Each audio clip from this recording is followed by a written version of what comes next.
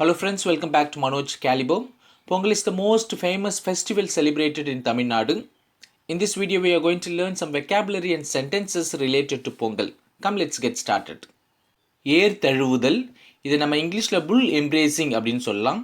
Embrace அப்படின்னா தழுவு அப்படின்னு அர்த்தம்.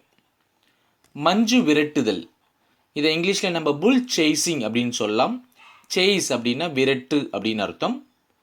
காளையை அடக்குதல், இதை இங்கிலீஷில் நம்ம புல் டெய்மிங் அப்படின்னு சொல்லலாம். இந்த இடத்துல டெய்ம் அப்படின்றது அடக்கிறது குறிக்கும். அடுத்ததாக சல்லிக்கட்டு அப்படின்னு சொல்கிறோம். அதில் சல்லின்றதுக்கு இங்கிலீஷில் காயின்ஸ் அப்படின்னு அர்த்தம். கட்டு அப்படின்னா டை அப்படின்னு அர்த்தம். அதாவது அந்த காளையோடைய கொம்பில் கட்டப்பட்ட அந்த காயின்ஸை எடுக்கிறது தானே இந்த போட்டியோடைய கோல். மாட்டினுடைய கொம்பை நம்ம ஹார்ன் அப்படின்னு சொல்லுவோம். அதுபோல் காளையோடைய முதுகில் இருக்கிற அந்த திமில், அந்த சர்க்கிள் பண்ணியிருக்கேன் இல்லையா, அந்த திமில் பகுதியை நம்ம இங்கிலீஷில் ஹம்ப் அப்படின்னு சொல்லுவோம்.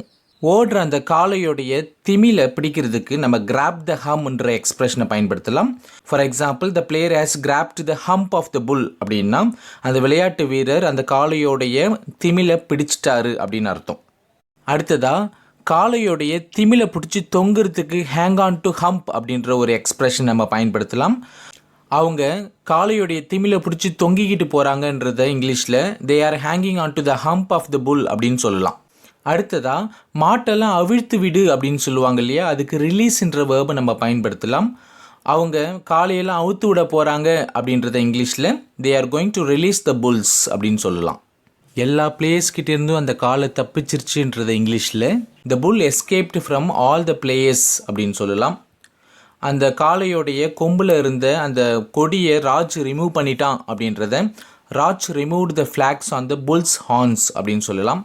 இது வரைக்கும் அவன் 3 காளைகளை அடக்கியிருக்கிறான் அப்படின்றத இங்கிலீஷில் he has டேம்டு 3 bulls so far அப்படின்னு சொல்லலாம். மாடுகளெல்லாம் குளிப்பாட்டி அலங்கரிங்க அப்படின்றத இங்கிலீஷில் பெய்த் த கேட்டில் அண்ட் டெக்கரேட் தெம் அப்படின்னு சொல்லலாம். அடுத்ததாக போகி பண்டிகை அன்னைக்கு நம்ம பழைய பொருட்களை எரிக்கிறதுக்காக பயன்படுத்துகிற அல்லது ஏற்படுத்துகிற அந்த பெருநெருப்பை இங்கிலீஷில் பான் ஃபயர் அப்படின்னு சொல்லலாம். For example, discarded or old belongings on bonfire அப்படின்னா எங்களுடைய பழைய உடைமைகள் அல்லது பொருட்கள் எல்லாம் நெருப்பில் போட்டு எரிச்சிட்டோம் அப்படின்னு அர்த்தம். இந்த இடத்துல டிஸ்கார்ட் அப்படின்ற வேர்புக்கு உள்ள மீனிங் என்னென்னா கழி அப்படின்னு அர்த்தம். நம்ம பழையட கழிதல் அப்படின்னு சொல்லுவோம் இல்லையா, ஸோ அதில் உள்ள கழிக்கு தான் இங்கிலீஷில் நம்ம டிஸ்கார்டுன்ற வேர்பை நம்ம பயன்படுத்துகிறோம். டிஸ்கார்ட்னா கழித்தல், அகற்றுதல், நீக்குதல், தூக்கி போடுதல் அப்படின்ற பல்வேறு மீனிங்லாம் இருக்குது. அடுத்ததாக பொங்கு. ஸோ பொங்கல் பொங்கும் இல்லையா, அந்த பொங்குறதுக்கு இங்கிலீஷில் ஓவர் ஃப்ளோ அப்படின்ற வேர்பு யூஸ் பண்ணலாம்.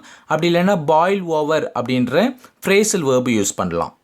ஃபார் எக்ஸாம்பிள், அரிசி பொங்கும்போது சங்க ஊது அப்படின்றதுக்கு play the conch when the rice overflows அப்படின்னு சொல்லலாம். அரிசி பொங்க போகுது அப்படின்னு சொல்கிறதுக்கு the rice is going to overflow அப்படின்னு சொல்லலாம். அல்லது பொங்க போகுது அப்படின்னு சொல்லுவோம் இல்லையா, அதுக்கு it's going to boil over அப்படின்னு சொல்லலாம். அரிசி பொங்கிருச்சா அப்படின்னு கேட்குறதுக்கு has the rise boiled over அப்படின்னு கேட்கலாம்.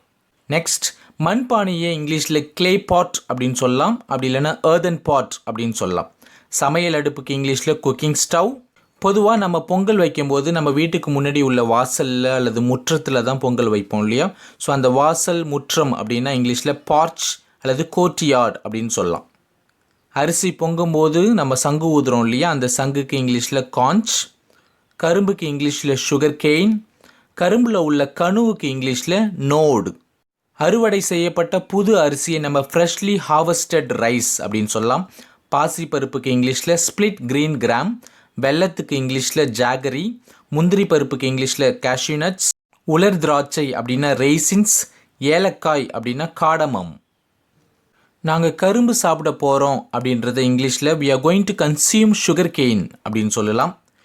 கரும்பு சாப்பிட்டுட்டு இருக்கும்போது அந்த கணுவை கடிக்கிறதுக்கு ரொம்ப ஹார்டாக இருந்துச்சுன்னா the node is hard to bite அப்படின்னு சொல்லலாம். உங்களுடைய வீடு திருவிழா வீடு போல் களை கட்டுது அப்படின்றத இங்கிலீஷில் your house gives a festive look அப்படின்னு சொல்லலாம். பெரியவங்கள்ட்ட போயிட்டு ஆசீர்வாதம் வாங்கிக்க அப்படின்றத இங்கிலீஷில் get blessings from the elders அப்படின்னு சொல்லலாம். அப்படி இல்லைன்னா seek blessings from the elders அப்படின்னு சொல்லலாம். அண்ட் ஃபைனலாக பொங்கலுக்கு பயன்படுத்துகிற அந்த மஞ்சள் வேருக்கு இங்கிலீஷில் டர்மரிக் ரூட். மஞ்சள் செடிக்கு இங்கிலீஷில் டர்மரிக் பிளான்ட். மஞ்சள் நீர் அப்படின்னா டர்மரிக் வாட்டர், பூ மாலைக்கு இங்கிலீஷில் ஃப்ளவர் கார்லண்ட்.